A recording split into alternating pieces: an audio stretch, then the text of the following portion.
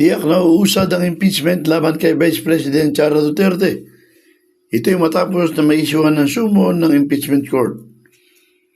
Ayon sa miyembro ng prosekusyon na si Batangas 2nd District Representative Jervil Luistro, may 10 araw na non-extendable si Vice President Sara Duterte para sagutin at inaasahan nila na ang lahat ng isyu ay matatalakay sa magiging tugon ng Vice Presidente. First of all, we welcome the impeachment court's service of summons to the Vice President. Apparently, the jurisdiction over the person of the respondent has been acquired already.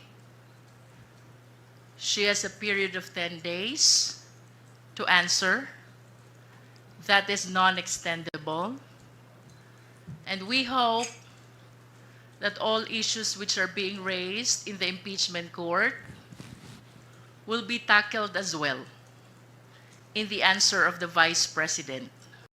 Ang pag-acquire umano ng impeachment court sa jurisdiction ng Vice Presidente ay nangangahulugan na tuloy na ang impeachment trial at wala nang makakapigil pa. Isa lamang po ibig sabihin nito, yung pag-acquire po ng jurisdiction ng impeachment court sa ating respondent kay Vice President Sara Zimmerman Duterte, it only shows na tuloy na ang impeachment trial. No one can stop this anymore because jurisdiction has been acquired already by the impeachment court. Sa desisyon ng impeachment court na ibalik sa Kongreso at humingi ng Certificate of Compliance, sinabi ni Luistro na ang prosecution ay nalalabuan din at ihingi nila ang pagdilinaw ng impeachment court.